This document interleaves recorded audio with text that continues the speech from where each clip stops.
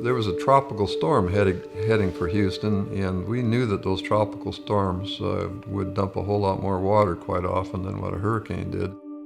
But we never expected that we would end up with 15 inches of rain falling in the community where we lived in North Houston in one night.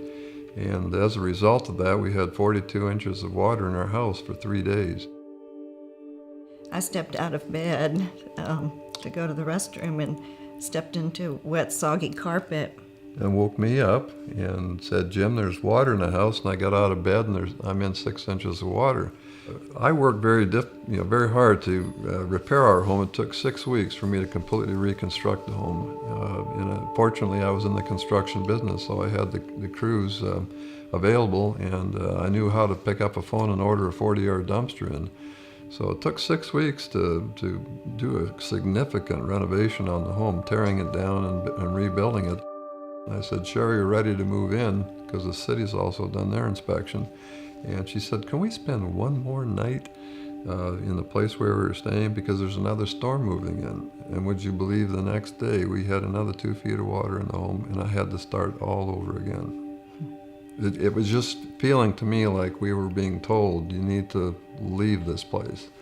And so I talked to my boss, and I asked him if there was another place anywhere in America that we could move to, and he offered me a position in Dallas. I kind of struggled, like questioning, "God, where are you?" I was kind of not really seeing, at the time we were going through it. So when we got to Trietsch, I first met with Elaine Epps, who was an associate pastor, and we were talking about it, and it was at that point that I could just look back and realize that God, His hand was in all of it.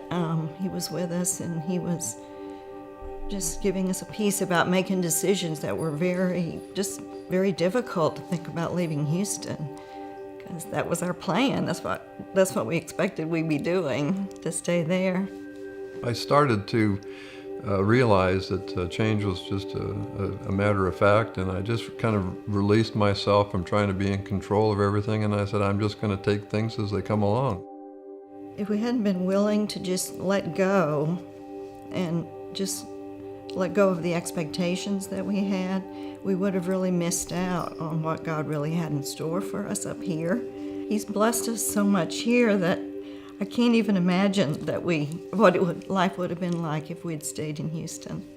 I guess I found myself just being a little more at ease with the way things were, and I found myself looking forward to every day and the potential change that may come along. Whereas in the past, I had always didn't want change. I wanted to have my television working the same remote control for the rest of my life, and go to the same restaurant and do the same things.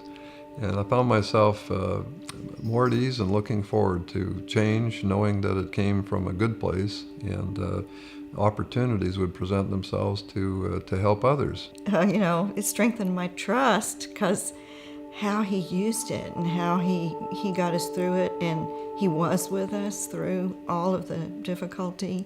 It just gave me confidence that He will continue to be with me and with us, whatever may come. Hopefully not any more of an unexpected change of that sort, but that it's in His hands, and He will bring just good and blessings out of it.